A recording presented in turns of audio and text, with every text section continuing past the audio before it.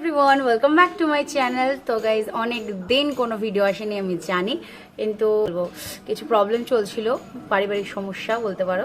তো যে কারণে আমরা অনেকদিন ধরে ভিডিও আনছিলাম না। তো ফাইনালি আজকে আরেকটা নতুন ব্লগ চলে এসছে। আশা করি তোমরা থাম্বনেল টাইটেল দেখে বুঝতে পেরে গেছো। আজকে ব্লগটা খুব ইন্টারেস্টিং হবে। অনেক ছোটোবেলায় দাদা বৌদি বিরিয়ানি খেয়েছি, আজকে অনেকদিন পর মানে অনেক বড় হয়ে নিজের জেনুইন রিভিউ দিতে পারবো যে কেমন হবে দাদা বৌদি বিরিয়ানি।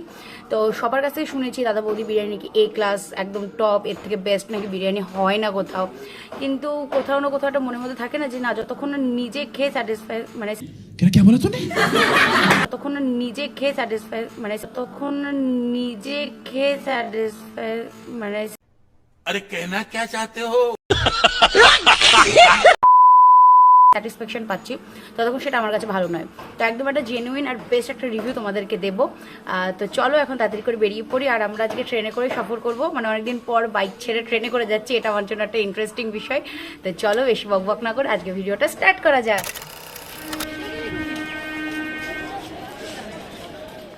তো গাইজ আমরা ফাইনালি ট্রেনে উঠে পড়েছি। আর দেখো ট্রেনে কেমন ভিড়, আমার প্রচন্ড গরম লাগছিল। আর এই যে আমার বন্ধুগণ, এরা সবাই যাচ্ছিল আমার সাথে বিরিয়ানি খাওয়ার জন্য। আর এরা এখনো ডিসিশন নিতে পারেনি যে দাদা বৌদি রেস্টুরেন্টে যাবে নাকি হোটেলে যাবে।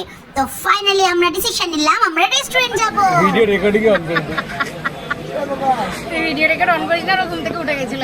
কি হচ্ছে? আর এই দেখো আমাদের সঞ্জু বাবা, উনি একদম টান টান ঘুম দিচ্ছিলেন। শান্তির ঘুম ঘুমাচ্ছে। এটা পারফেক্ট প্লেস সঞ্জয় দার, একদম perfect place. Happy happy happy Sanjay, happy Sanjay.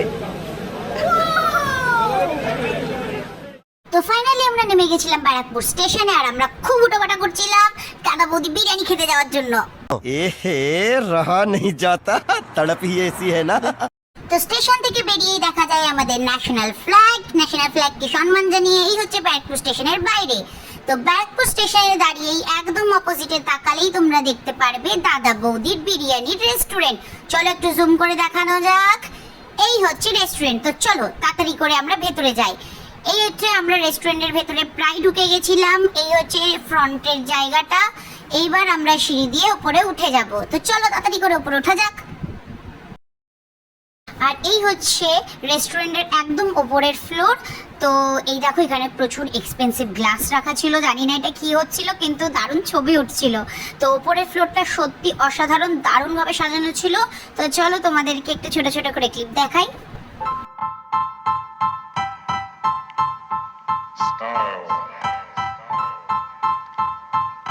Style is the answer to everything. Fresh way. আর এই যে এখানে আমার বান্ধবী পোজ দিচ্ছিল ছবি তোলার জন্য। আর একবার ছেলেদের রিয়াকশন গুলো দেখবে, চলো দেখাই তোমাদেরকে। এই দেখো এরা লোকের খাওয়া দেখছিল।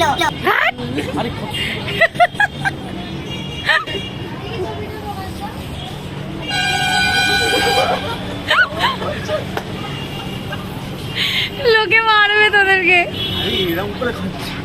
ওরকম করে খাই লোকে দাদা বৌদির বিরিয়ানি। তো গাইজ আমার প্রচন্ড খিদে পেয়ে গেছিল। আর কেন জানি না এরা পেছনে এরকম করেই যাচ্ছে আমার সাথে। এদের ছবি তোলা শেষ হচ্ছে না, আর দুজন এখনো আসছে না।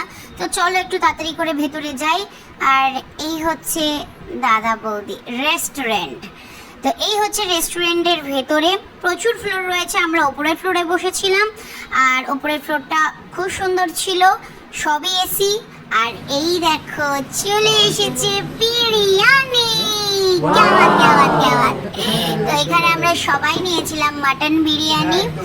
আর চলো এখানে পরিবেশন করে দিচ্ছে। কোয়ান্টিটি ওয়াইজ খুব ভালো ছিল। প্লেটের দাম পড়েছিল 350 করে। আর এখানে একটা দারুণ মাটনের পিস ছিল, রিয়াজি পিস ছিল। তোমাদেরকে একটু ক্লোজ থেকে দেখাই।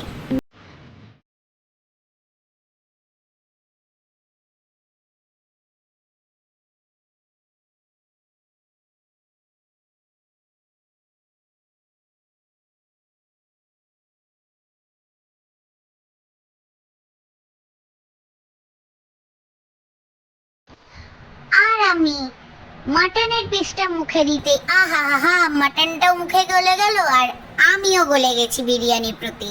তো চলো বেশি বকবক না করে বিরিয়ানি ফার্স্ট বাইটটা আমরা নিয়ে নিই। আর টেস্ট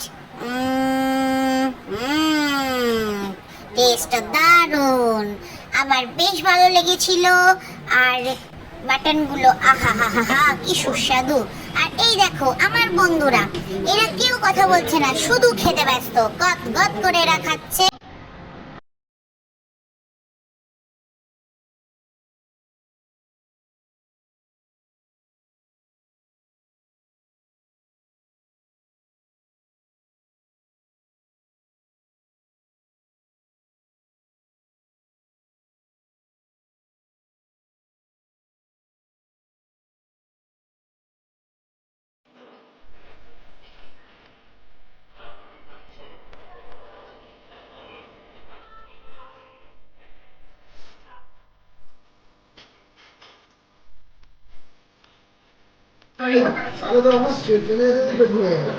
আর এই দেখো আমাদের সঞ্জু বাবার কাণ্ড কারখানা। কোথায় আমি একটু সুন্দরভাবে হাতটা চিবিয়ে খাবো তা না, আমার মুখের সামনে ও বারবার ফোনটাকে রেখে দিয়েছে। লজ্জার খাতিরে ফাইনালি আমাকে হাতটা ছেড়ে দিতে হলো। এটা বাড়ি পেয়েছি নাকি? আমি টোকা মারছি শোরবার করার জন্য। আমি অন্য তারপরে যাবো, যদি পরে প্ল্যান করে বলো। আর হবে না, তাহলে আমি একাই যাবো। একা কেন যাবো? তাহলে দোকানে একা যেতে পারবো না। মাটন লেগ খেতে পারবে না, বাকি লাগছে টাকা তুই। হ্যাঁ এরকম করে আর এই দেখো আমার বান্ধবীর কাণ্ড কারখানা। উনি হাড়ের মধ্যে স্ট্র গুজে হাড়ের ভেতর থেকে মজ্জা খাচ্ছিলেন। বেশ ইন্টারেস্টিং ছিল বিষয়টা, আর খুব হাস্যকর ছিল। লোকে ঘুরে ঘুরে দেখছিল। ও করেছে, আমি করব না, হতে পারে? এই দেখো আমিও হাড়ের মধ্যে স্ট্র গজার চেষ্টা করছি। আর আর আর এটা কি দেখলাম, পেছনে দাদাগুলো আমাকে দেখছে। मजा आया। আমাকে এতটাই সুন্দর দেখতে নাকি? তো চলো আমি স্ট্র দিয়ে ভালো করে হাড়ের ভেতরে, ইয়েস সাকসেসফুল, পেয়েছি।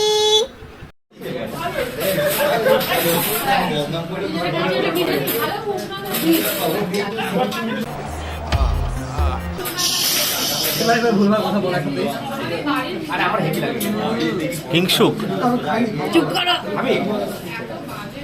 তুই আঙুল ঢুকিয়ে চুষিস। बड़ा हरामी हो बेटा। কি করছো তুমি? পকেটে কি আছে তোমার? দেখি পকেটে। চোর চোর চোর, এরা রেস্টুরেন্টে এসে চুরি করে, ঠিক আছে? এখানে এত চিনি ছিল, তোর মুখে কি ভাই?